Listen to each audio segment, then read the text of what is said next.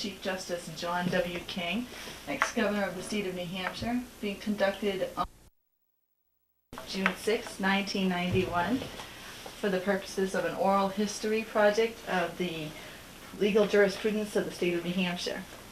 Good morning, good afternoon, Mr. King. Good afternoon.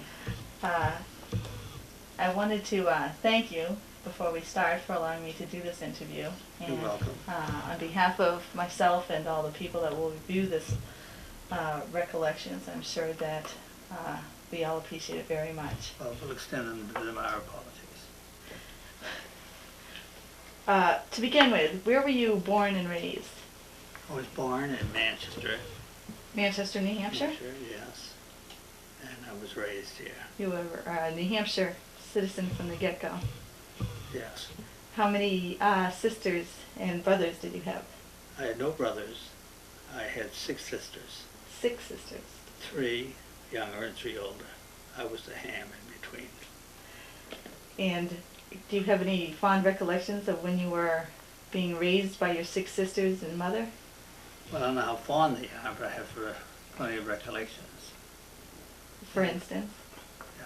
No, we were a family, a very closely knit family, always have been, and get along very well. I remember my sister one time, we lived next to near St. Augustine's Church, in the school, which joined the church. And I was about 7 days old. My sister had an argument with somebody, one of my older sisters. So she was going to get back and get her brother to go up and lick the fellow. He was going to get me.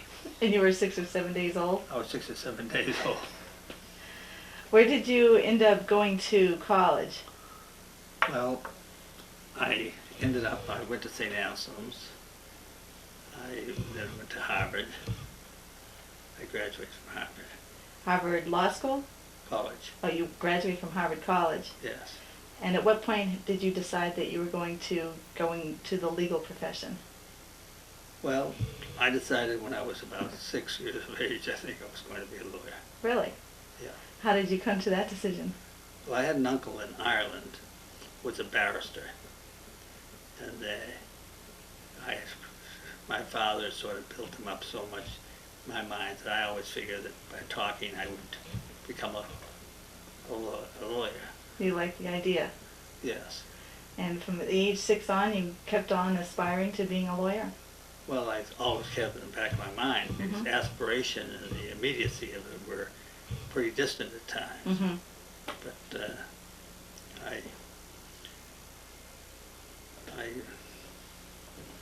I never really abandoned any idea of not becoming a lawyer.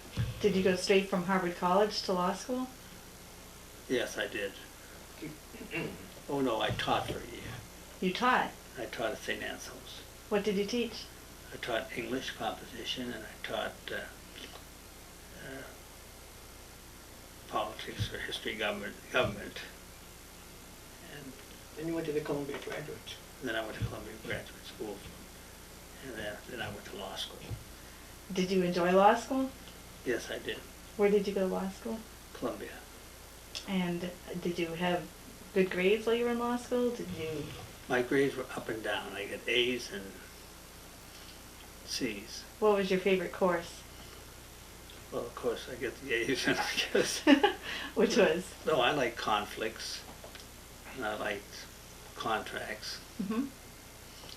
and I liked history of law, which I enjoyed very much. We had good legal historians who taught us.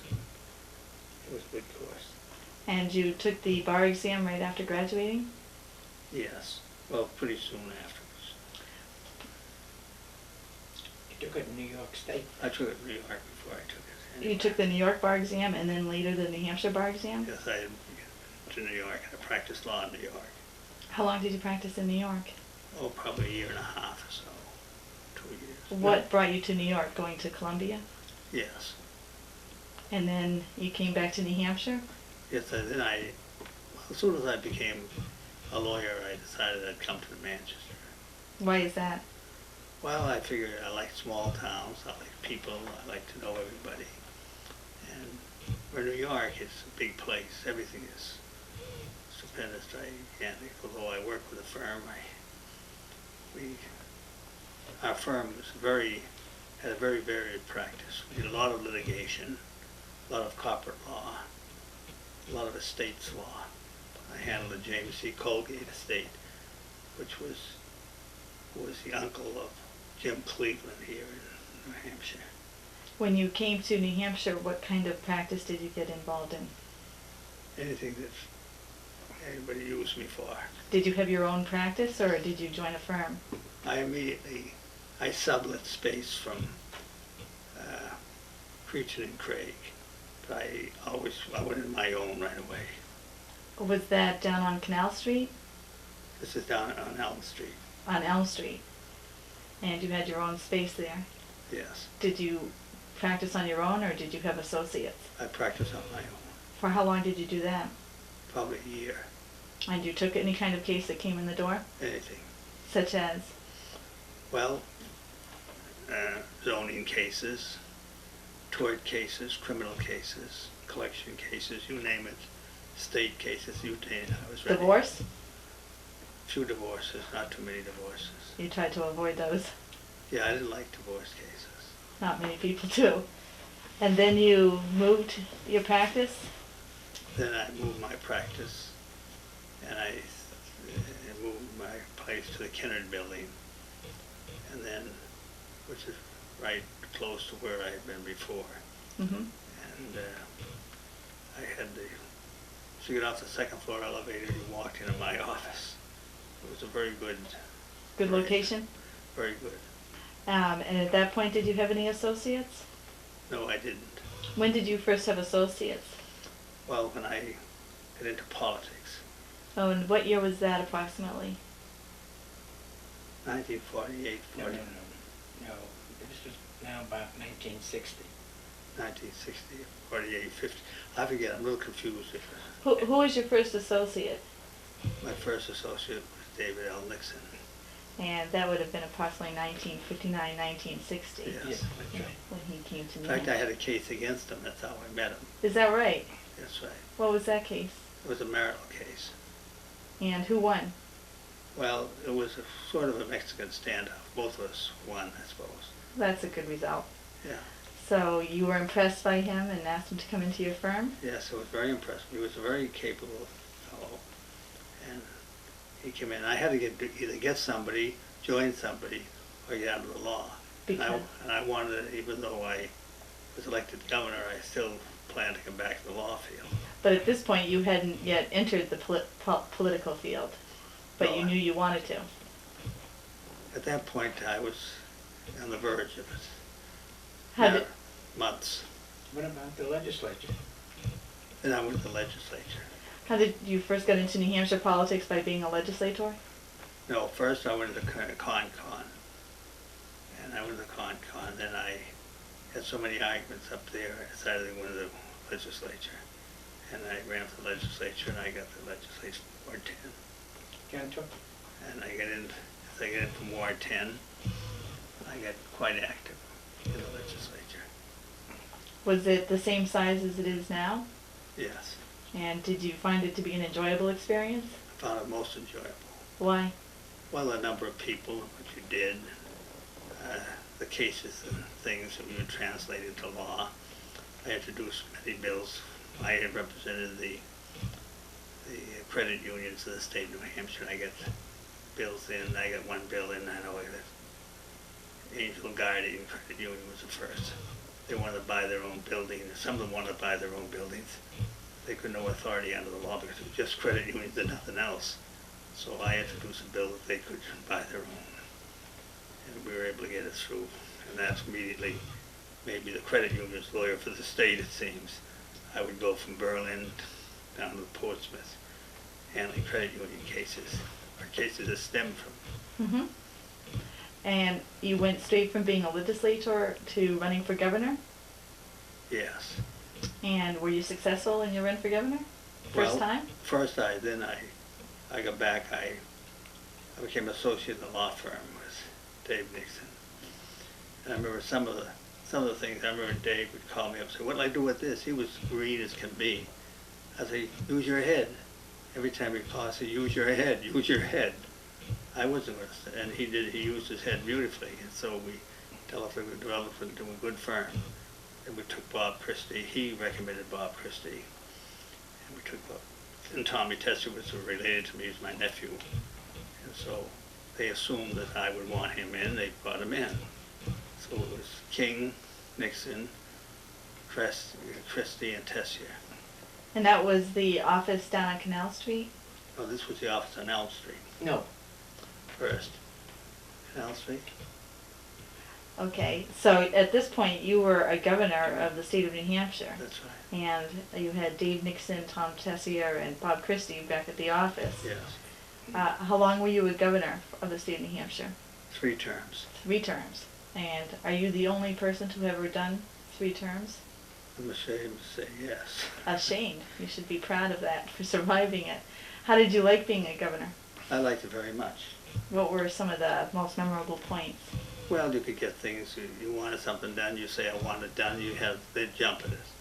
They'd do it. And I had my arguments with people, and I had a lot of ideas on legislation that I wanted to get through, and so I got them through. What were some of what you consider the most significant accomplishments during your governorship? Well, there were many accomplishments.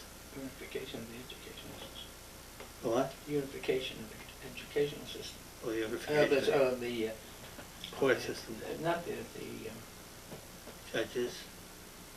Unified. of the Unified University Bar? of New Hampshire. University of I New stayed Hampshire. close to the bar, stayed close to The the University of New Hampshire in Plymouth, and that Plymouth. you unified that. I proposed the idea of getting, there had been some studies made of this in the past, but nothing had been done on it. I got the university and the credit, the state, Plymouth and Keene together and joined them into one unified system. That sounds like a good accomplishment. Yeah, that was a big one. What were some of your worst issues that came at you while you were governor of New Hampshire? Well, Chris, I was very fortunate. I didn't go through the tempestuous years that my successors went through.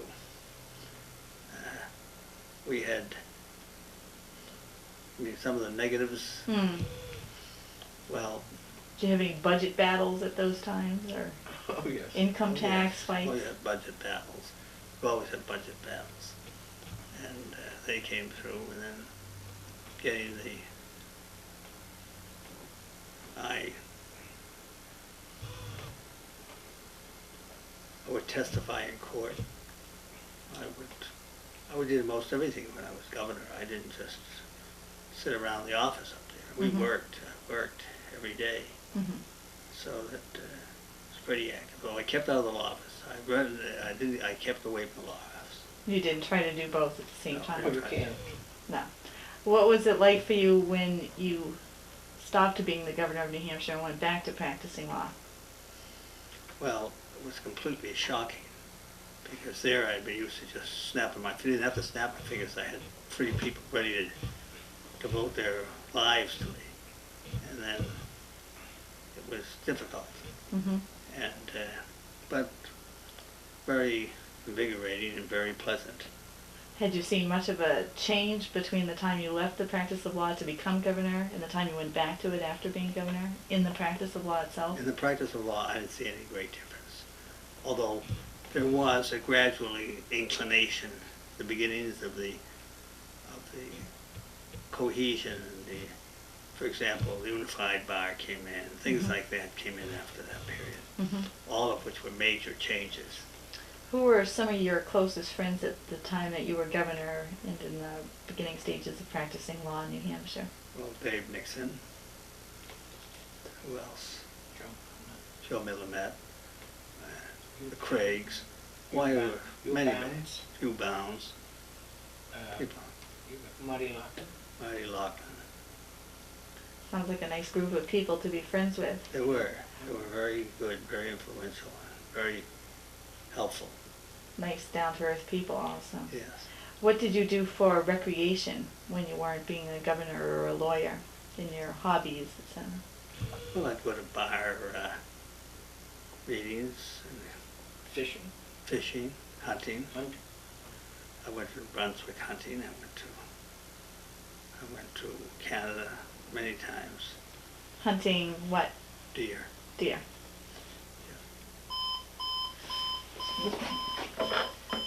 And keep your voice raised a little bit. Yes. Oh, I think that means that I have to put it on the other side. You are going to edit that videotape, right? Oh, Lisa? yes. Good, because I'm just talking away, and half the time I don't want to. Interview of Judge John W. King on June 6, 1991. Judge King, we were just talking about your career from going into the legislature for the state of New Hampshire, and I understand that you were the minority leader for 3 terms. Yes. And due to that success, you wanted to try to become governor of New Hampshire. Partially that, partially because I saw so many foolish leadership blunders made up there. Some of the leaders get in and just didn't know what it was all about. I figured, well, if they could make mistakes like that, I could do better than that. That's why. Did you have much adversity when you were running for campaigning for governor? No, I didn't have any adversity. I didn't have any, the people didn't fold up their tents and come and, watch me parade by. No, that didn't happen. But what happened, I had plenty of opposition. Mm-hmm. I remember, for example, I remember humorous things like, I remember riding a donkey into Republican headquarters in Portsmouth to convince them how wrong they were, things like that. That's great. But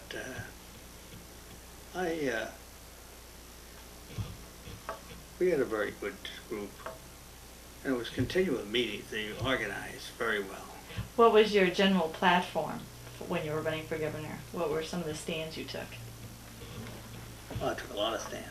In fact, I got that little, Hey, hold right there. I got a little card that listed every major thing that I was running for. How you felt about everything? Do you have an extra card that I could take? Sure. After you get back into the practice of law, after being governor for 3 terms, what kind of cases were you taking at that time? Pretty much the same type of cases. And were you actually getting into trials, or did you settle them? Well, no, we go to trials. We didn't settle. We settled some. See, years ago, the practice was entirely different, and I came in when the first period was terminating, the second period was beginning. That is, you had a file, you went into court, you tried your case right away. You didn't have all these motions. They motion the case to death now. Mm-hmm. It's been 2 years on motion for this, motion for that, and then they settle the case. Mm-hmm. This is what I observe is done most of the time. Well, I was going to try the case. We try it against anybody, and we were trying cases against Jack Sheehan, against some of the best lawyers in the state. It was wonderful. Stanley Burns, Stanley Brown, federal court. I did a lot of work in the federal court. Really? How soon after the case would come to you, the client, would you actually have a trial in those days? Within 6 months. Wow, that is quite a difference.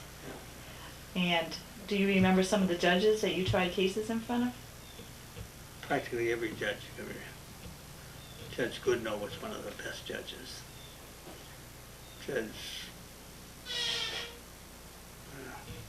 You name them, every judge I tried. Mm-hmm. I tried cases in every courtroom in the state. So I would think nothing, driving over to Keene, trying a case, and going up to Grafton County and trying a case all over. And what would you do when you won a case? Celebrate. How did you celebrate? Well, we'd go out and whoever I was with, we'd go out and have a drink or two. Didn't you have old Ford Jeep or something that you would drive around in? I still have the Jeep.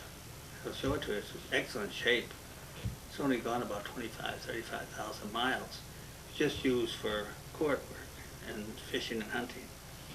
With some wonderful Jeep. Now, and what was the ritual with the Jeep after you settled or won a case? Well, we take a ride in the Jeep, go out in the Jeep and go wherever we want to. Just take a drive around? Right. Sounds like a nice way to celebrate. Yeah, we had a good time. I believe that if we made, say you made $500 in a case, I'd throw $200 into the kitty Mm-hmm. for expenses. I'd take $100. I'd give $100 each to the people who, say I was with two other lawyers, each one would take 100. Or one other lawyer might give 125, 100, depending upon how I felt towards them. That's the way it goes, right off. You'll get this.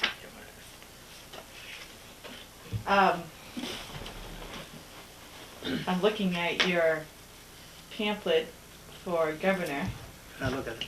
Yeah, and some of your legislative records there.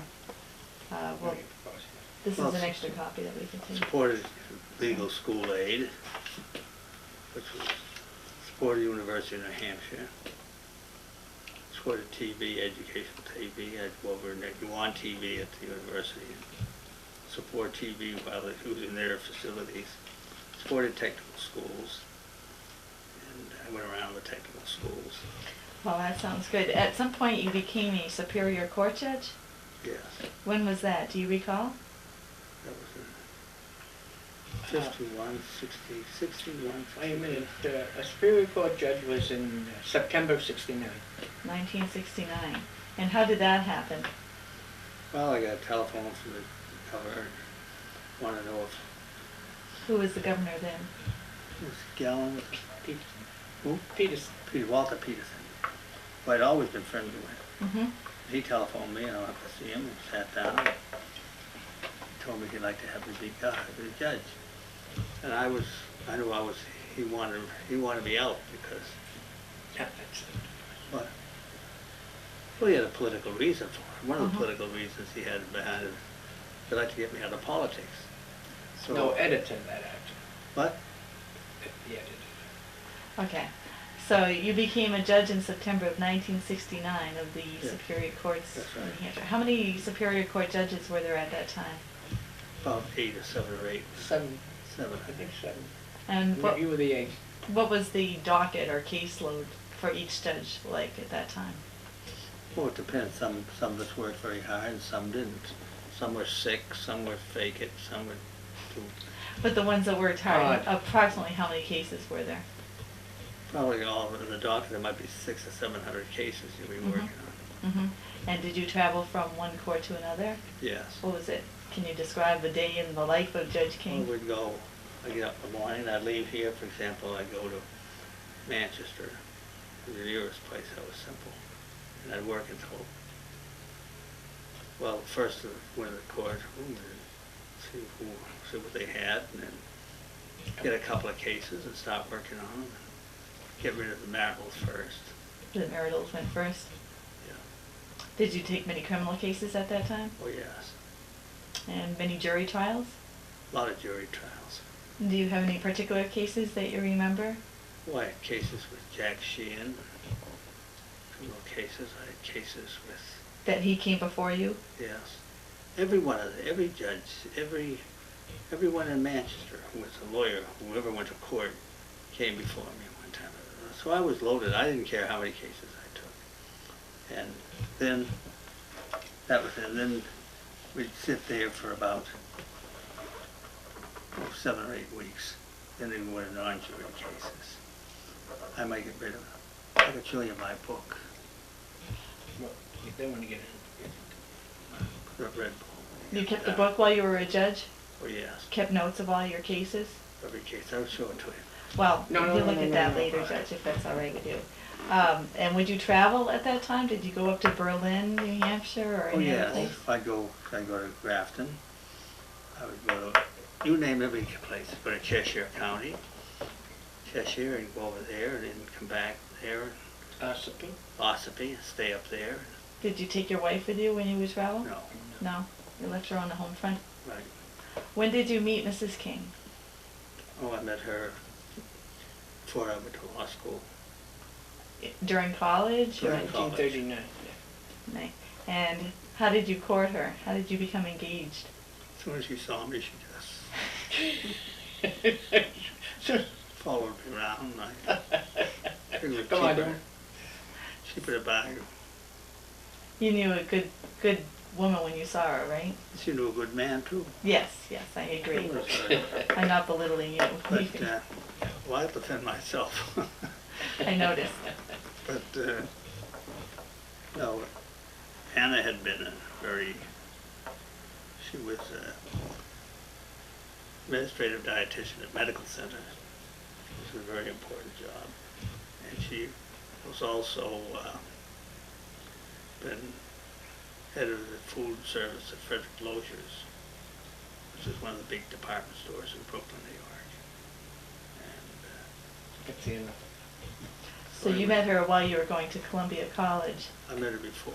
and then you were married before you went to law school? No, I get married after law school. I get married in Manchester.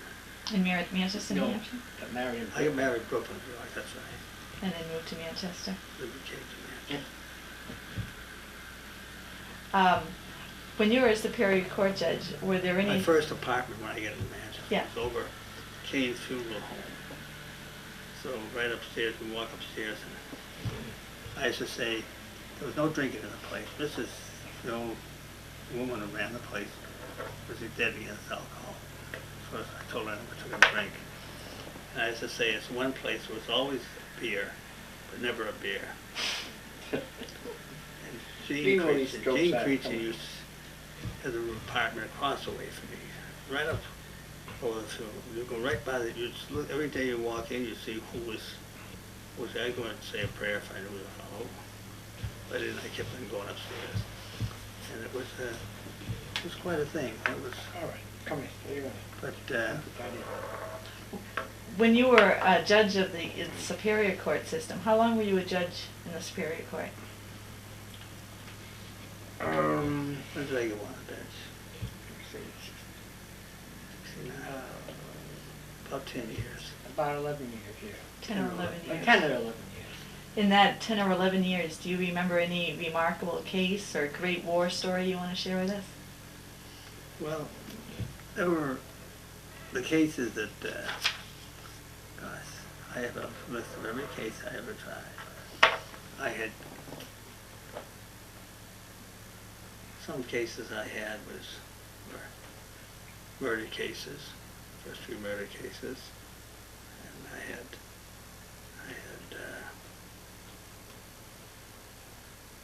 a lot of robbery cases.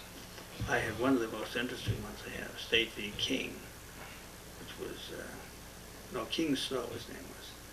He was a police officer. What was his name? King Snow. He had been a police officer. He was arrested for pilfering from stores that he was inspecting. Oh, no. And I represented him, and we had a long, drag-out fight on that. You were representing him? Yes. Okay, but that wasn't when you were a judge. You didn't Judge, decide she's that talking trial. about when you were a judge, John. When I was a judge, Yeah. I think of,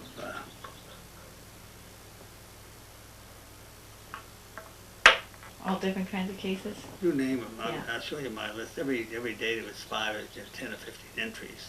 Yeah. I would say, what type of case are you interested in? Civil? Any kind of civil Marital trial? case, the marital cases, Torts, personal tort injuries? cases, personal injury cases, death actions, and I had cases. Oh, I had the case where Bob Christie's father had a shot. Remember, this was the Maple Street Food Mart. These kids went in with guns and shot. They went in with guns and shot up the place. And I remember they came before me. It was a pretty rough case all the way through. It was. Why is that? Well, there were a lot of issues in there, close issues. The case wasn't that well prepared. So when you get a case well prepared, it's easy for a judge. When it isn't, it's more difficult because you've got to do all the fill in the pieces. Yes. Yeah. What was the New Hampshire bar like at that time? Was it a friendly group or? It was a very friendly group. It was a good group, and they were able. they were as good as where you get anywhere because we'd have a law school. There was a lot of movement in to have a law school, and I discouraged it. Why is that? Well, I feel that we would have every housewife and everybody in the, not that I object to the housewives, we gotta have them, but, you'd run down the bar. And I figured we had enough problems without generating, which, schools will generate in a lot of cases. So anyway, we didn't, St. Anselm's. But it was a nice, friendly bar, So competent. very competent, very industrious. Was this when it was a unified bar, Not mandatory? before it was a unified What do you think about the unified bar system? bar. I'm all for it. You are.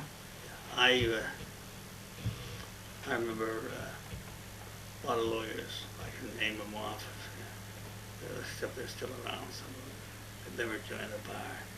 Now they have to join the bar whether they like it or not. Now, excuse me for a minute. Sorry, Lucy. That's fine. On June 6, 1991.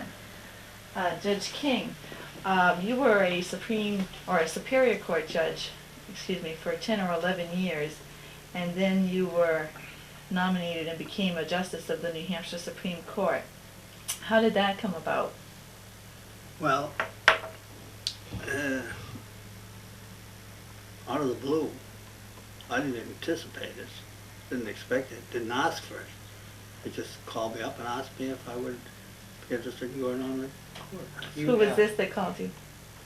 The governor, The governor who was Walter Peterson. No, Hugh was it Gallen. Hugh Gallen at that time? Hugh Gallen. A good man. And you said yes? I said, yes. What kind of considerations did you? Well, I told him I'd think about it for Monday. Call me up on a Thursday or Friday, and I said, so on a Monday I called up, I talked it over, and of course, yes, take it. That's all right. So I preferred to go on the probate court. I was thinking of the probate court. Why is that? Well, it was wide open for changes, and for code, and for everything else. I could, as I was on the bench, I could work it out. But I didn't. And, So you became a justice at the New Hampshire Supreme Court. yeah. When you first went on the court, who were your fellow justices? Oh, the judge, Axel. who Kinsman was it? Axel Bachelor, came up with you. yeah. Khan was, Axel. Brock. Brock, Douglas.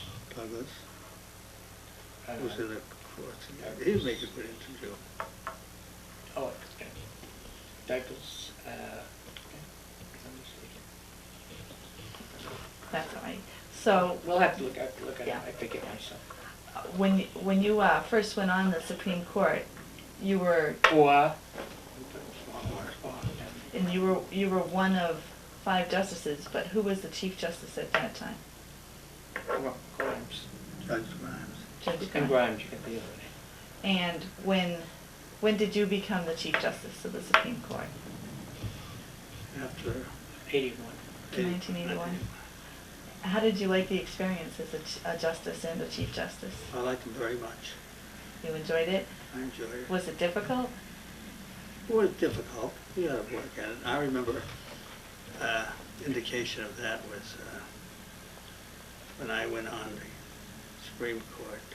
When I deliberated whether I should one of the Chief Justice, that time there was some arguments about whether I should go on. And then because of the argument, the more the arguments began, the more I desired the position. So when I got on the court, it was very good. I worked in a very collegial court, Mm-hmm. and Did you enjoy that more than being a Superior Court judge? I would say yes. Some ways I didn't. I liked each position I took. I mean, it's just as, yeah, being a superior court, you run the show. You make your own rules, you run your own cases, you run your own show. Mm-hmm. You can, it's very important. And on the Supreme Court, how was that different, working with other judges? Well, you gotta consider what the other judges thinking, and you like to line them up behind you. And they were a good group. Mm-hmm. How do you think the practice of law has changed since you were a young lawyer in New Hampshire compared to today? Well, I don't think it's as moving. The movement out there is not as great. I mean, when I first went on, gosh, I might have 10 people that come in on a Thursday night. They'd be lined outside in the street waiting to get in to see me. And it was a tremendous feeling. You had to handle things fast. And then you pick out those that required more time. You make appointments for them. But it was very, very interesting. And it was, we get a lot of people making it back together again. Thursday night was a tremendous night. So people would go downtown shopping then. There were no shopping centers, to mount anything. And so people would come downtown to shop. They come down and see me, see the lawyers. And it was, I'd stay open, I'd start at say 6:30, sometimes 6 o'clock on Thursday night, and stay there till 9 o'clock, 9:30. We'd go out and have a beer. Where would you go have a beer? Well, we'd go up the Riverboat Club, we'd go over the Carpenter, we'd go to someplace. We'd go up to one of the union halls or something like that. Depending if there were union meetings, we may stay over and have That was also at the time they would close the courts in the summer. That's right. At that time. That's right. And that's quite a bit different than these days, That's right. where they say their docket's so crowded they can't even get to it. Forget about closing in the summer. How many female lawyers were there practicing at the time you were a young lawyer? There weren't too many. There was Mrs. Rosenblum, there was Mrs. Rosenblum, and there was Miss Koslowski. She was a good lawyer. Is a good lawyer. You could pretty much count them on one hand? 2 hands. And they were good. I found I worked well with women lawyers. How do you feel about the inundation of females into the bar?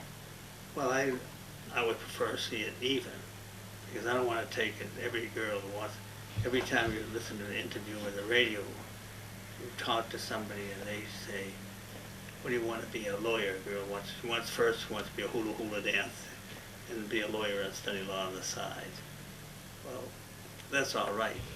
But I think that the dignity, and there's just so much money out there. And but I don't think any difference between a man and a female lawyer. I mean, I consider one as equal as the other. And same as girls that practice law. They're just as smart, make just as good contribution to the bar as the men do. I find no difference at all. Now that you've been in semi-retirement, what do you do to keep yourself busy? Well, I read about 3 books at a time. I jump from book to book. Then I listen to TV. I do some outdoor work, do some planting, some gardening. Do you still go fishing? I still go fishing, not as often as I should, but I still go. But I still keep busy. Do you keep in touch with many of your old comrades? Yes, I do. Who are some of your close friends these days? Well, Joe Millett and Pete King and your father. People like that, Things haven't changed much. Doesn't change much. That's nice. Do you have any particular stories you want to tell us about your life? Anything that comes to mind? Is this going to be expurgated as... Good, clean stories? No, I just don't.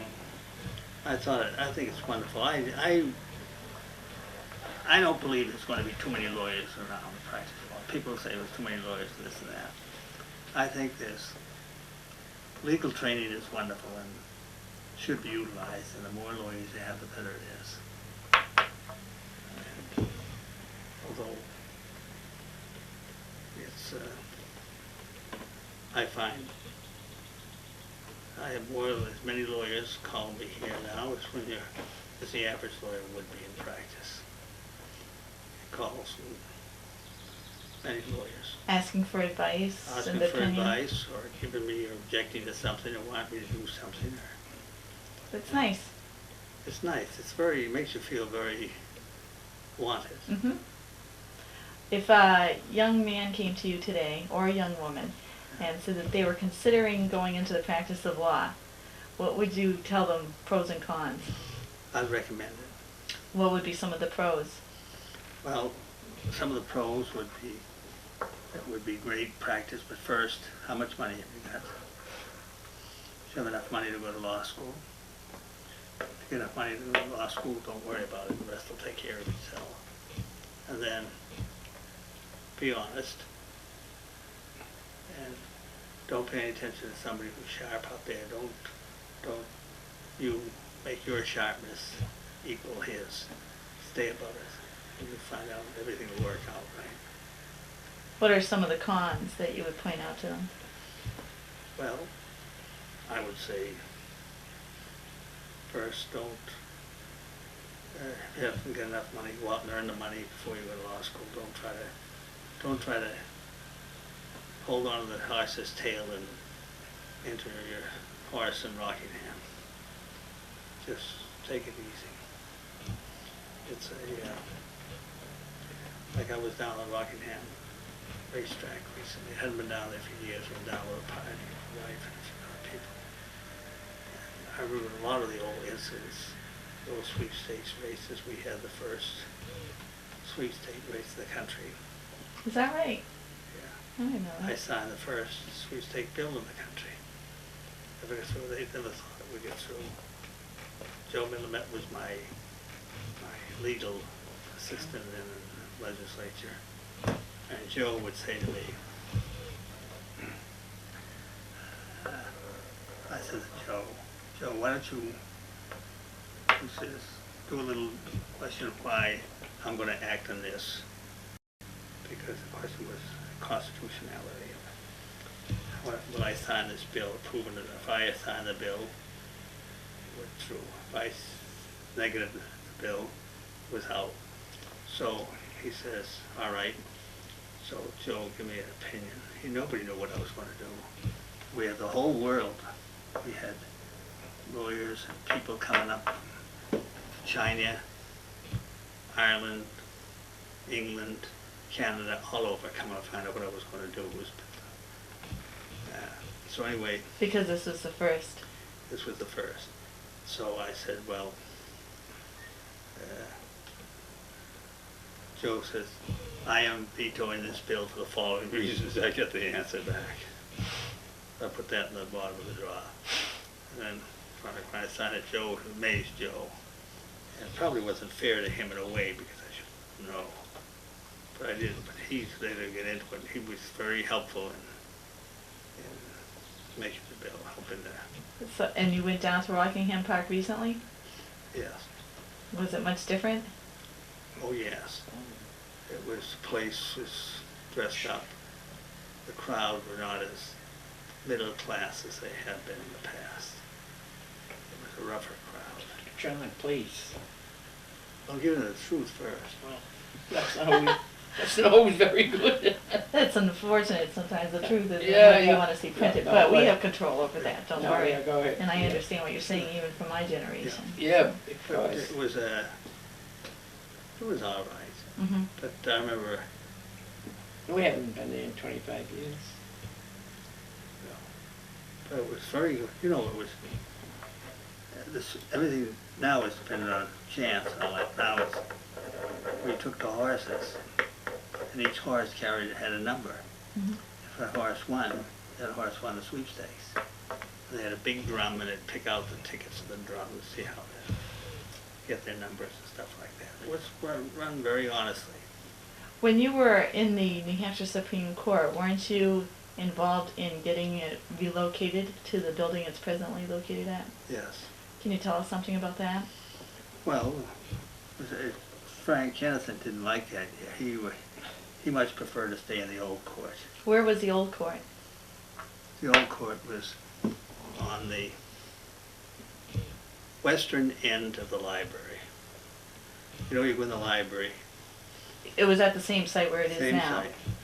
Same site, but it was in the library. And you would move to the left, and there was the court. And Frank Kennison didn't care for it too much. Others, I thought we'd have room for. We built a new courthouse. Told them what I wanted to do, but one thing I wanted to have was the judges would have, each would have their own room. See, before that, Frank Kennison used to have one big room, and that went from the hallway into his room. And he would share that room, I think, with, what's the judge called? Duncan?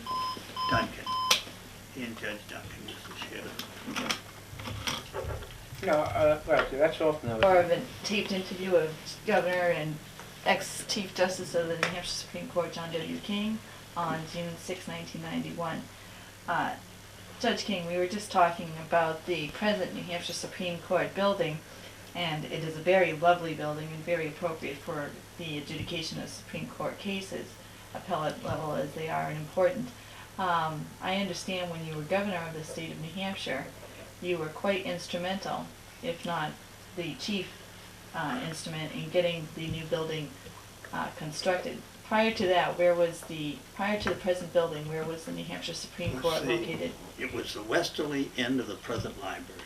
The State of New Hampshire Library, New Hampshire Library. right next to the Legislative Office building Exactly. in the State House.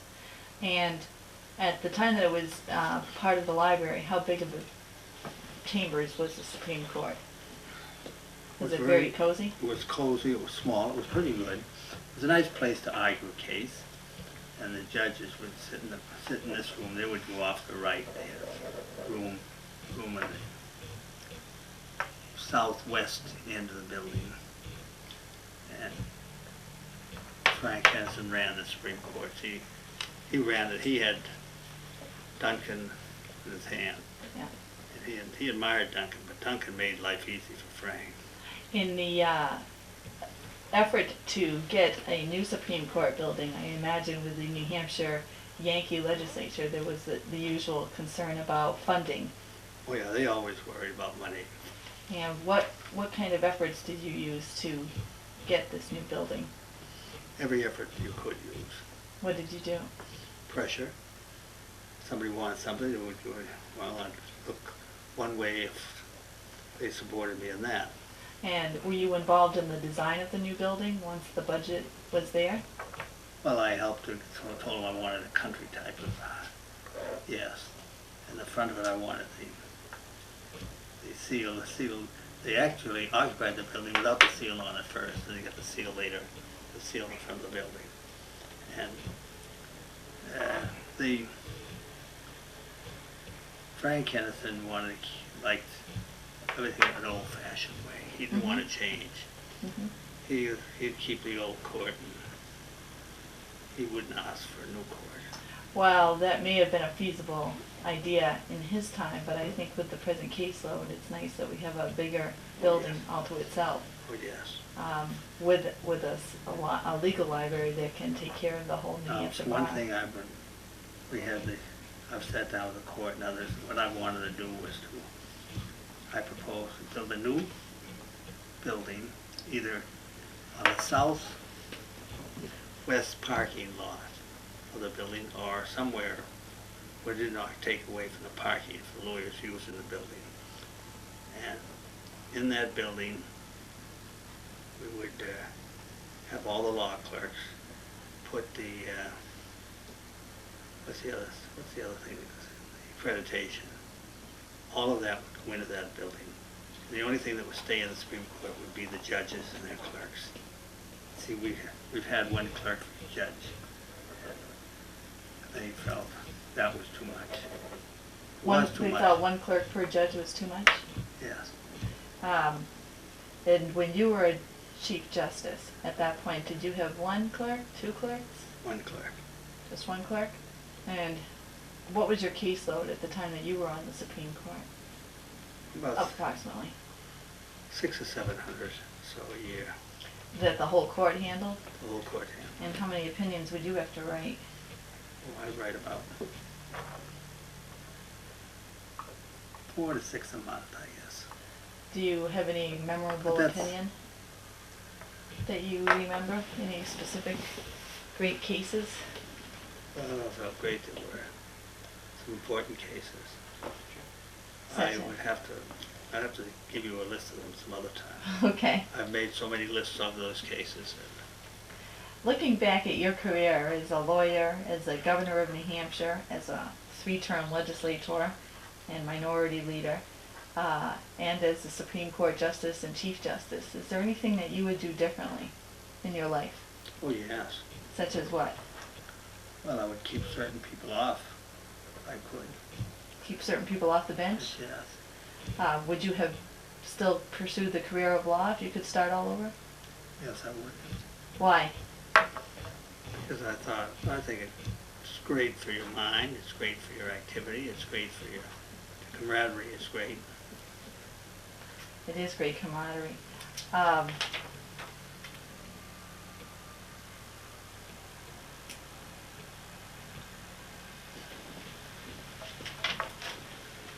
One thing that Frank Kennison would do is once a week, Frank Kennison would always go out with his group and eat as a group.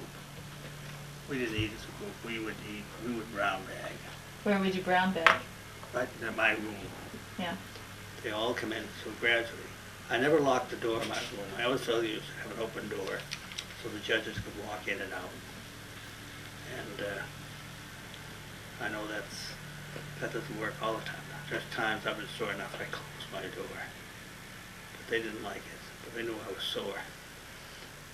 And other times 1 or 2 other judges would do the same thing. Judge Suter was Yeah, you gotta be careful. Were your parents proud of all of your accomplishments? well, they took it, you get a big family, 6 children, everything they thought, You were just another one? sure, they just assumed, Of course they were proud of you. Yeah. I suppose they were, yes, Sure they weren't unproud of me. Yes. And your sisters must have been very proud of their brother. Sure. Yeah, but they didn't say it to me. Did Didn't want to give you a big head. Did any of your nephews or nieces later become lawyers, Yes, follow in your stead? yes. Yeah. How many? Well, one of my nephews on my wife's Two. side. Two. Two. Tommy. And Richard. Tommy. And Richard. Richard, Joel. You, who was Rory. Well, that's on my side, but Well, they're talking about you, John. I noticed over in the corner of your living room as we were beginning this interview, you received recently a plaque from the New Hampshire Society for the Protection of Forests for Conservationists of the Year for 1990. What did you do to earn that plaque? Well, first of all, years ago, I accumulated a lot of land. I used to believe that I always kept a check with me. If anybody wanted to sell land, they could talk to me. And so I ended up paying taxes all over. Every county I was paying taxes. Then, I started talking to some of the people on the committee. What do you call the committee? In the society? Society for the Protection of Hampshire Forest. I graduated, and they knew they were after certain pieces of my land, wanted to buy it. And I was, finally, Anna was pushing me, my wife, what do you want to pay tax on that, we're getting too old for that. So finally, I said, I'll give some of it away. We'll do something with it. So what I did is I talked to them, and I gave them about, well, I'm guessing 700 or 800 acres of land. It's beautiful land, but I gave it to them. And then they bought some. They wanted more. Mhm. Finally, I ended up with just a few parcels. I have a little parcel in Goffstown. Mhm. In Francistown, we have a woods named after us. That's right. I think my mother was telling me about that. Yeah. It's named King Woods in Francistown Yeah. because you gave so much of a parcel of land Yeah. out there. One of the biggest parcels, I Yeah, believe, has John ever and been Hannah contributed. King. Yeah. Well, that's Farms. very nice. From the beginning to the end, and it's not over yet, you have been a great contributor to the Society of New Hampshire. And You mean by giving them wood? no, I mean by being a lawyer, by being a legislator, minority leader, governor, judge, justice, and chief justice, citizen, philosopher, and a conservationist, just to name some of the ways you've contributed to New Hampshire. And on behalf of everyone, I thank you, and I thank you for this great interview. Oh, you're welcome. Thank you for